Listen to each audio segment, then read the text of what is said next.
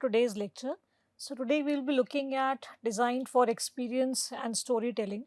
So, in the previous lecture, we ended with the emotion, that how humans are emotional creatures and how the businesses can make the users feel certain kind of emotions, and which we saw through certain examples by the brand of shoes Toms, that how it is sustainable business which is making the user feel positive about their purchase that they're making, because it is allowing the business to donate a pair of shoes to a child who has no access to shoes. So we will continue to understand that in design for experience, how to determine how good and interfaces. So now coming to the interface, how do we determine that whether it is good or not? So the first here is the inference. So how easily we can draw the correct inference. So this means that when the user will interact with the particular interface, so they will be doing so based on their previous experiences that they have had with interacting with other interfaces.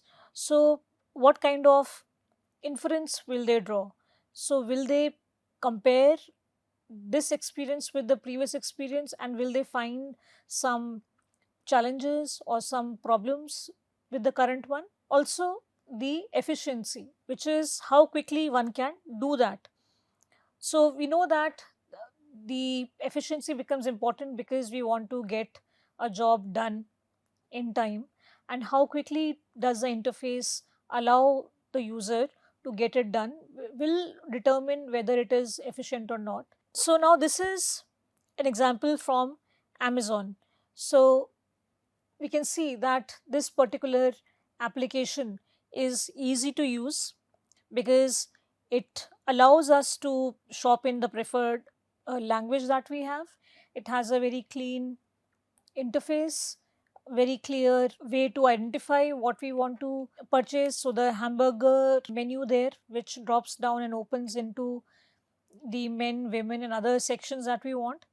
So now the next is the chat with us aspect, wherein they have a very strong and very good customer support network. So in case the customer is having any issue with placing the order or with the order that has been delivered, so they take quick action. They also have the option of calling back the customer. One can chat with them, one can call them, speak to them, and the customer care executives usually resolve the issue at hand very, very quickly. And of course, the track your items. So on Amazon, we can see that it is very easy to track the orders. It shows us date wise where the package has reached. It tells the user, keeps them informed about each and every stop that the package is making. So of course this is something that really is not useful to the user. If you think about it, the user will not go to that particular station, say if says it has arrived at Pune junction.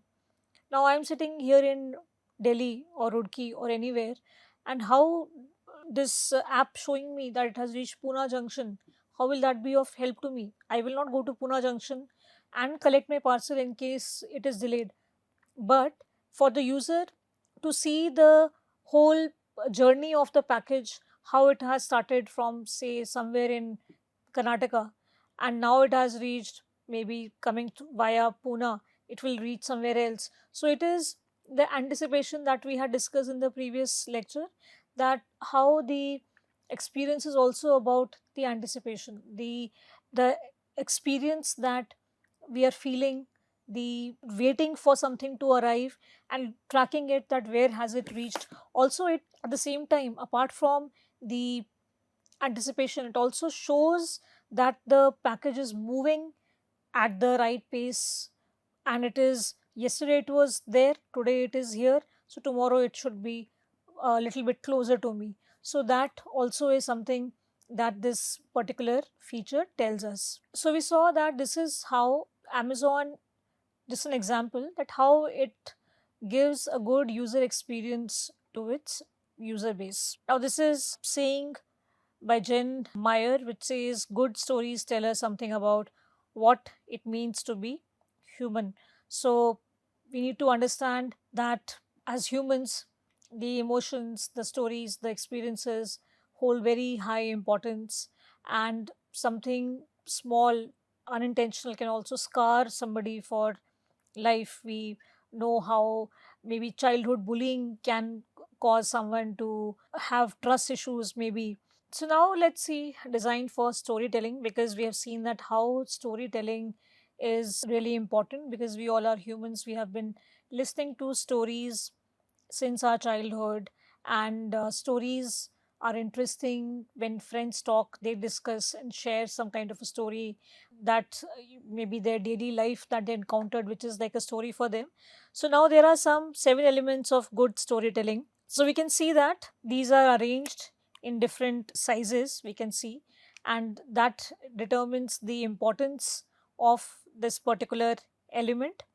So we have theme, we have character, plot, dialogue, decor, melody, spectacle. So when we put all of them together, we get a nice story. So there's always a theme, whether it is a detective story, whether it is a romantic story, whether it is some murder story. So there is a theme which we follow, and depending on the theme, then the character development takes place, and the plot also depends on the theme. So in a murder mystery, we cannot really maybe have some zombies, I mean, unless the zombies are murdering people. So like that, we can see that the theme and character and plot, how they are all interconnected and important, that one follows the other. So when we are incorporating the storytelling in our design process, so now what is important here is purpose. Now, the purpose of this storytelling will be to describe a particular situation or context. So, it may be, say, about somebody going to the supermarket to buy something. So, now that will be our situation or the context around which we are creating a story. So, it also helps to illustrate the problem. Now, while this character is shopping in the supermarket, what kind of problems they face? Maybe the product they want is on a very high shelf and they can't reach, they are short heighted. So, then this also helps in starting a discussion with the team. So, now that we have discussed the purpose, so it starts a discussion, and then it helps to explore the design concept and also to describe the impact of a new design. So we can see that this is the purpose, that how we have a certain theme that we're talking about, the problems that we can identify through this storytelling, and also we can come up with a new design while we are at it. Now, so some tips to effective storytelling is that put your audience first. So the key is to engage the audience, to focus on the audience, and also to take people on an emotional journey. So effective stories often involve tension that is resolved by the end. Now, if a story, maybe you'll call a book, recall a book that you have read or a movie that you have seen. So if the story is just going straight in a straight line, so then the experience is also along the straight line as well, because we know that it is nothing, it's not going up or down. But when the movie or the story is going and suddenly there is a turbulence in the story, and then that is when we really grip our book, or we grip the edge of our seat, because we are so engrossed, we don't know what will happen next. And this up and down, this roller coaster that the book or the movie offers to us, that keeps us really engaged and engrossed in the story, and we want to know what happens in the end. But if the movie is flat, so we know that there are some movies and then there are some books when we know what to anticipate, it is quite clear what to expect. So there we do not expect many ups and downs, maybe it's just some small hiccups, maybe for some entertainment purpose. So but now this tension that is created in the story. So that is resolved by the end of it, and that is how the effective stories work, that they build up some tension and then finally it is resolved. So the similar way, the storytelling is also used when it comes to engaging users in the products or the interactions that they're having. So now visual storytelling is so to tell the user what they need to hear. It is a combination of imagery, text, animation, and video, and allows the users to understand how the product helps them. So that is very important to understand that how the product helps the user. We'll see this in the next few slides as well. Now storyboards we have seen in couple of lectures before today's class. We have seen the storyboarding, the whole process of storyboarding, why it is important, how do we go about it. So just a summary of it, that the storyboarding process, they explain, they engage the imagination, they spark new ideas, and they create a shared understanding. So this is the advantage of the storyboarding. And now we have a case study by Apple. So how they used storytelling. So now this is a company. We know that Apple comes up with very high end products. It comes up with really delivers very top notch products to the user, and they also communicate a story through the product design and packaging. So the story arc is something that is laid over the image of the iPhone box, and as we move through the process of unboxing, so we come across very interesting photography and clever writing style. So these elements build satisfying tension that we talked about, and this is almost equivalent to that action that is rising in the story. So this is what this creates. So let's see how Apple uses this storytelling to build the anticipation. So when we open up the package that is in front of us, so we are peeling the layers of the product. So each and every layer that we are removing, it is bringing us closer to the final product that will be in our hands finally. So that is the anticipation that is being built. And the climax is the experience when we have finally uncovered our phone and it is in our hands now. So this moment is the ending of the whole anticipation that was built and through the unboxing process. So we discussed situation where the user is getting a very positive experience, and the climax that the user is feeling by finally holding the phone in their hand. So that is, they have reached there after this anticipation that was built up. So now what would be a scenario where there would be an anticlimax that will be built up? So now imagine that this same phone that we have been discussing, now this phone is just wrapped up in some piece of paper, or it is wrapped up in just bubble wrapped, and it is delivered to the user. Even if it is the iPhone, will the same experience be felt by the user? Will the same emotional connect be felt by the user? So this is really relevant when it comes to deciding that how do we make the user reach that point of climax. So now story structures play an important role in shaping the narrative across the various domains, including the user experience design. And by providing frameworks and templates, so these structures can guide the designers so that they can come up with more engaging experiences for the users. And whether it is the journey of the product that we want to convey, or whether it is to highlight the user interaction, or where we want to emphasize the consistency. So these structures, they serve as starting points for creating a very compelling narrative, and this narrative really goes well with the users. Now the prescriptive is that where it allows us to fill in the blanks, where there are scenarios that can be thought of. So we start with a basic structure and customize it to fit the specific user experience context. So now an example here is that one may have a section for the problem statement, followed by the user goals, solutions, and the outcomes. So this is somewhere where it allows for those blanks to be filled in.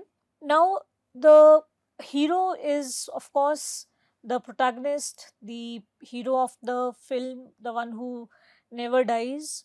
So, it draws from the journey of a classic hero, and the stages are to call to adventure, cross the threshold, face challenges, and achieve transformation. So, this is what the hero generally faces in movies, that he goes through these steps in order to come out victorious on the other side. So, now an approach here that can be used by businesses is to start with familiar to foreign. So, starting with something that the user is familiar with and introducing something which is new to the user. So, for example, the Swiggy we can see here on the right of the screen, that you may not be invited to the shadi, but you can still have shadi food. Now, this is so what Swiggy is doing here very creatively is that now once somebody mentions shadi or wedding, so now there is an image of a wedding in the mind, and that image of a wedding, maybe somebody's own wedding or some friend's wedding or the wedding they went to recently, and then they will connect it with food, because in every wedding food is one of the most important things. So now they're thinking about food and they're having a craving, and of course they will browse through. Maybe Swiggy here has curated some dishes directly from the Indian wedding scenario. So now this approach can help Swiggy guide the user from the most familiar restaurant to explore cuisines that are a little bit more exotic or which have not been explored by this user in the past. Now, stories here, so they appear to start and end in the same way. So, for example, here Tesla could tell a frame story about how their electric vehicle provides a seamless transition from home charging to road trips. So, I had discussed earlier that the climax or the anticipation and how the story which is peaking is gripping the user. Here, it's almost the opposite, wherein it is just going very flat line, but that flat line is telling the user who has not probably used Tesla or who has not owned a Tesla. So they are feeling that, okay, so it is just so simple that, I'll just charge it at home and take it for a road trip. So here we don't, we are not giving the user a very up and down of, you know, how will they get to charge their vehicle while they're on the road, because Tesla may be claiming that they can do the entire trip in one charge. So here the purpose is to keep it almost flatline, because it also shows that there is trust that they're trying to build in the consumer base. The next way of doing it is more in a layered structure. So because stories are like, layered collages, even a person or a hero or a protagonist, that person may also have several layers to them. So they may be a very good person, but they may also take revenge or want to teach a lesson to somebody who has not dealt with them fairly. So there are many layers to the story as well, and each layer adds depth and meaning.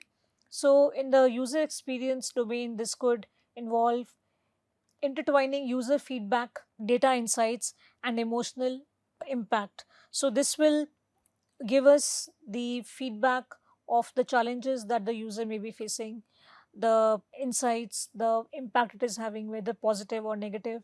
How can we keep up with the positive impact? How can we improve the negative impact, and so on? So, these layers can also help us. Now, contextual interludes are diversions within the main narrative.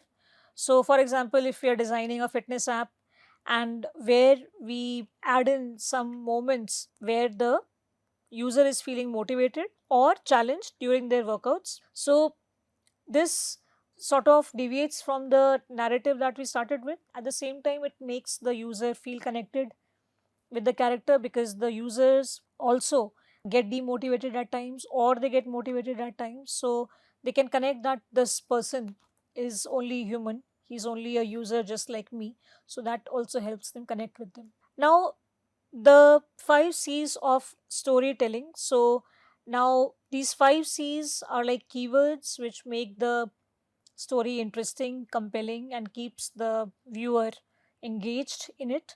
So these are character, context, conflict, climax, and closure. Now, character is who is introduced at the beginning of the story. So usually the most important characters are introduced in the beginning and they remain in the story throughout, and then there will be some characters who will pop in, pop out, and they may not stay for very long. Some just background characters may also be there, but we are talking about the main characters here. The context is it establishes the scene and answers why the audience should care about the principal characters. So of course the context becomes really important, because the user would not want to just waste their time on something which is not fruitful, which is not, really worth their time. So what is the context? Is it a bank robbery? Is it a murder mystery? So that context becomes important. Then conflict is the where we introduce a problem.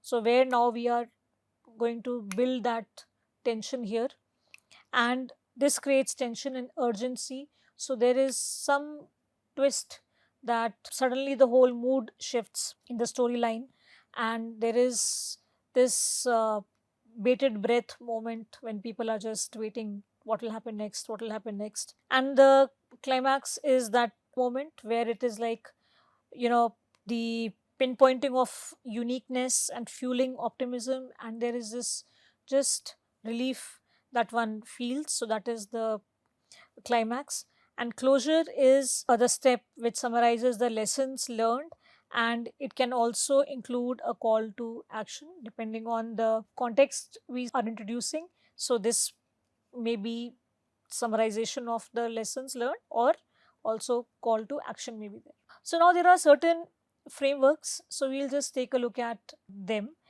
and see that how they can help. Now DIBS framework, you can see that DIBB, it stands for data, insight, belief, and bet. So this also helps remember the, this particular framework. So the acronym helps in recalling it also. Now D starts with observable facts and data. So for example, here we can see in the example that how people listen to music. So desktop users and mobile users, the number, is it dropping or is it increasing? And so we can see here in the pie chart that mobile devices are fewer, desktops are more. So the insight is to distill an insight from the data. So which is that once we have done the observation, and now we will take out the insight from this observation or the data that we have. So it can say that mobile is overtaking desktop as primary music gadget, but we have very few mobile devices compared to desktops. So now that is an insight that we have got. The B is belief, which is formulate a hypothesis based on this insight.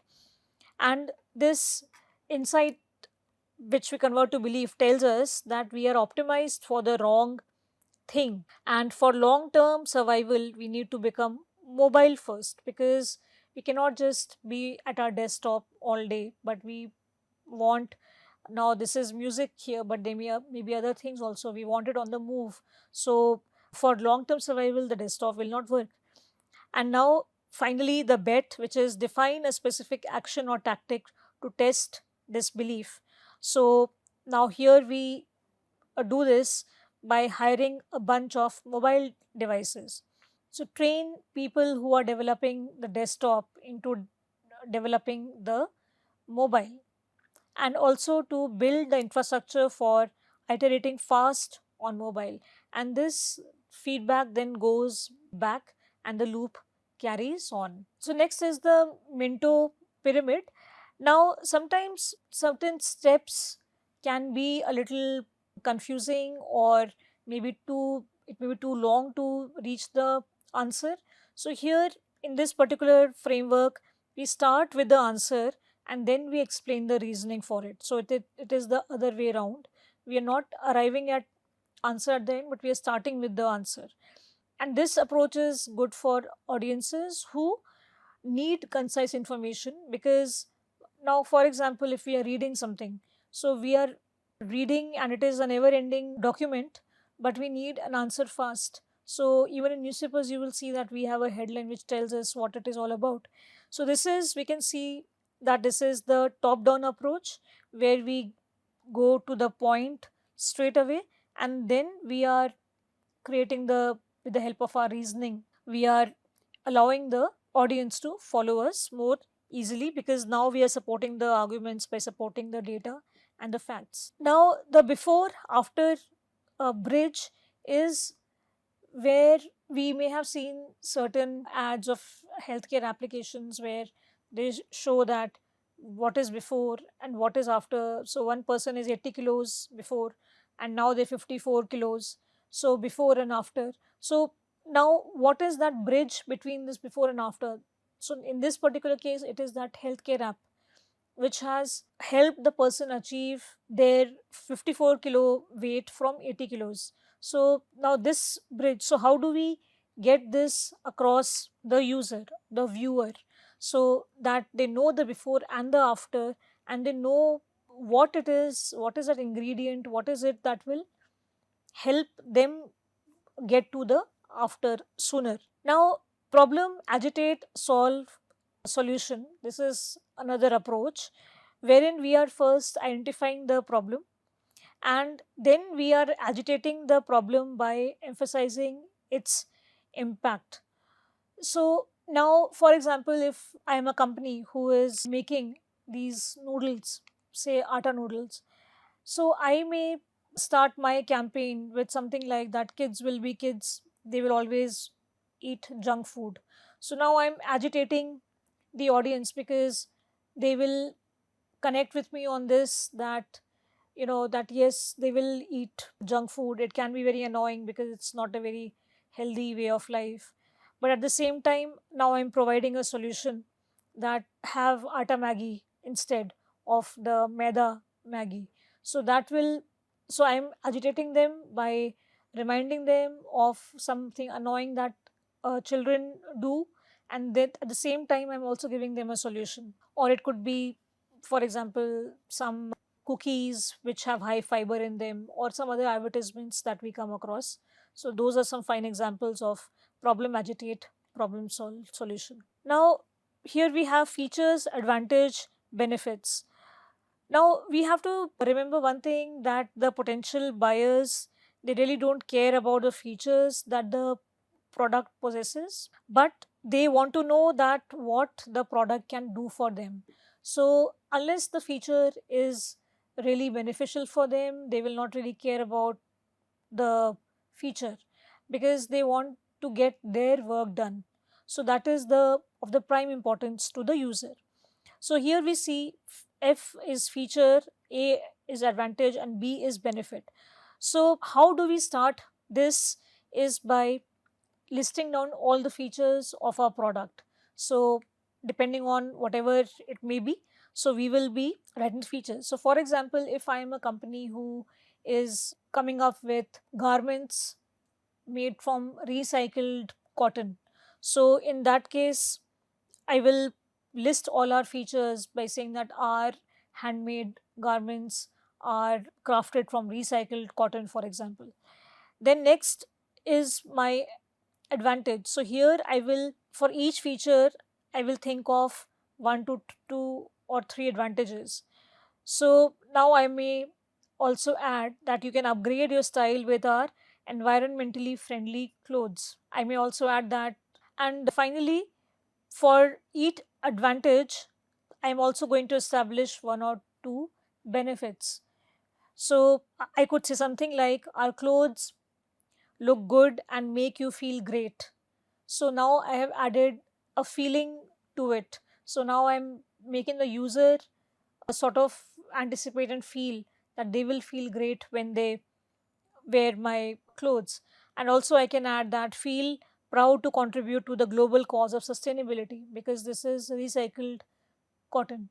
So now the user will also feel that they are contributing to this cause, where the sustainability aspect is being taken care of by their mindfulness. So in storytelling, there are some other important aspects also, like the four C's are very important. C stands for communicate with clarity. So it is important that the communication is very clear, and the point should come across to the user easily. Concise, keep it brief and to the point. Now, going on and on and on about a certain aspect or features is not something that will really help the cause, but being concise, being to the point is very helpful.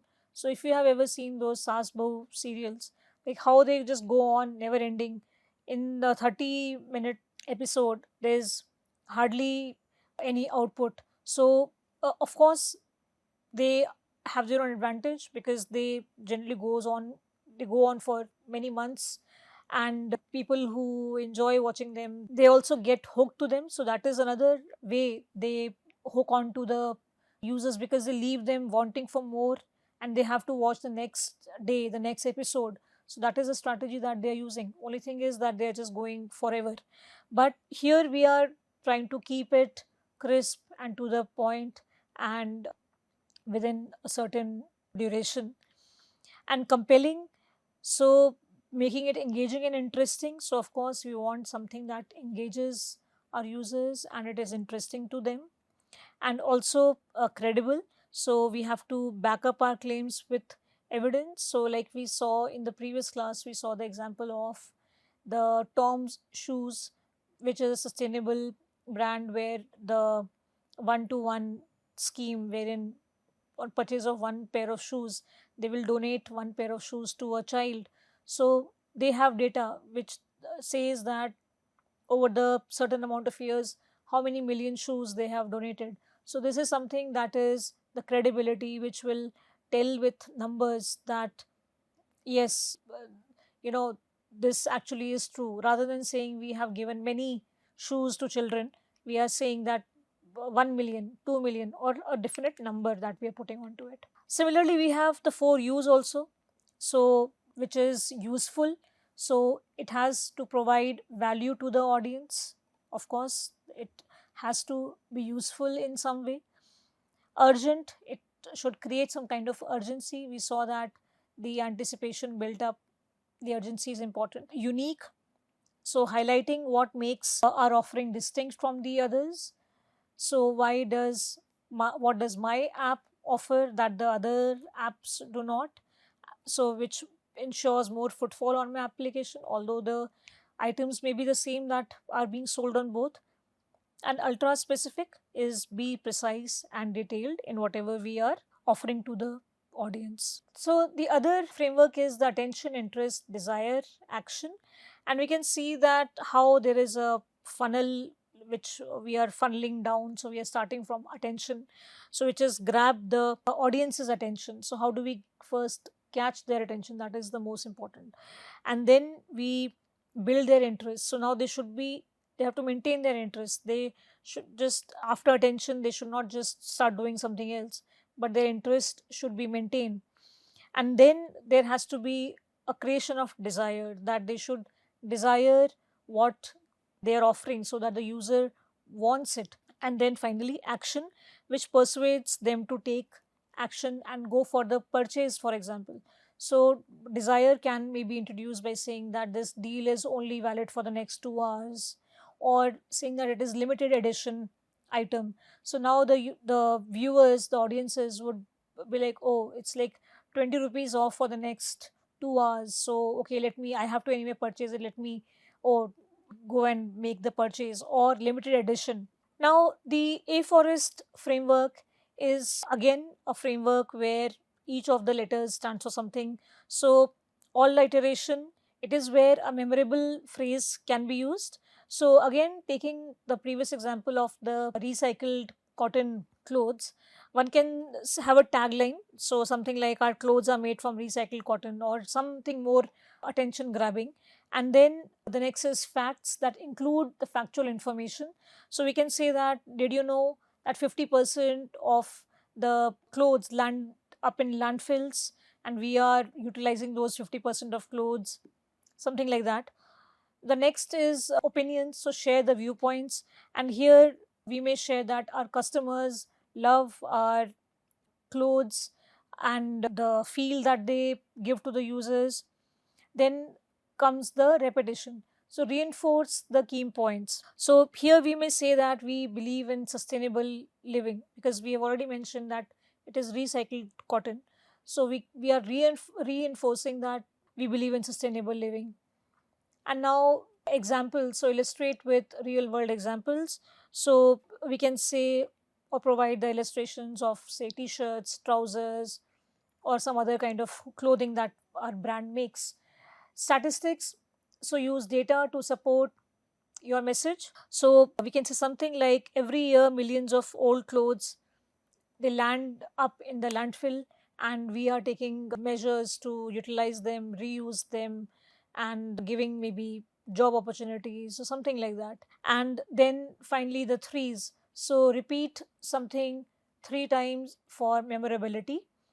So now we can say something like, enhance your style, enhance your surroundings, enhance the planet. So this is something that, simple short taglines, and they will be embedded in the mind of the viewer or the audience. So, like for example, we have just do it. So we all know it is by Nike. And similarly, there are other taglines. So these small taglines, they help for the memory to retain. Now the oath formula stands for oblivious. Now at this stage, the user is unaware of the problem, so let alone finding a solution, but they are not even aware of what the problem is. So for example, somebody is suffering from hair loss, but they are not even aware that they are suffering from hair loss. So now in this case, a content needs to educate them about this particular aspect of, hair loss. So this is something that we have to make them aware of, because at this stage they're unaware. So if we start giving them a solution, they will get really maybe agitated, maybe they will turn against the brand also.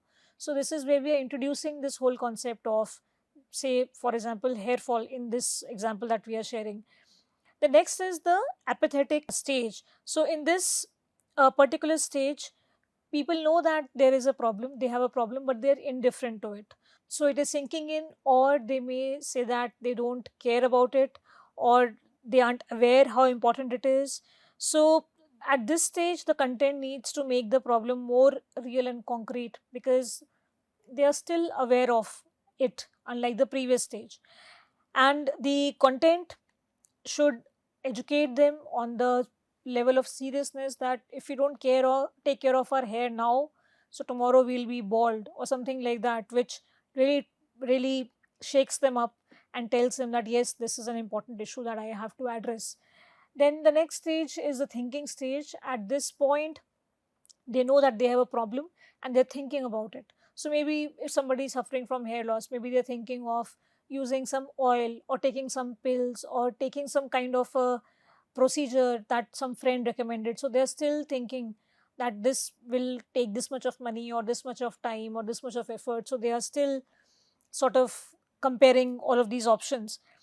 And now at this stage, the content should take them from thinking about the problem to wanting to solve it. So now the solution needs to be sort of sold to them. And finally is hurting. Now this is the stage where they really want to solve it. So they are convinced that they have to fix this problem. So hair fall in our case, so they're like, I can't take this anymore, I am losing a lot of hair, I have to take care of this, I need a fix. So this solution, that is the problem with this solution may be too far away from my house. So then how does the business convey to the user that how they can come to them? For example, they can come and take their sample, or give them some kind of a consultation, at their own home or have an online meeting, for example. And here we are reassuring them and we are providing them information that they can use to make a decision and take an action on it. So today we discussed some of these frameworks and how they're important in connecting the emotions with the users, understanding the users, and involving them in this user experience design process. So with this, we come to the end of today's lecture, and I will see you in the next class. Thank you.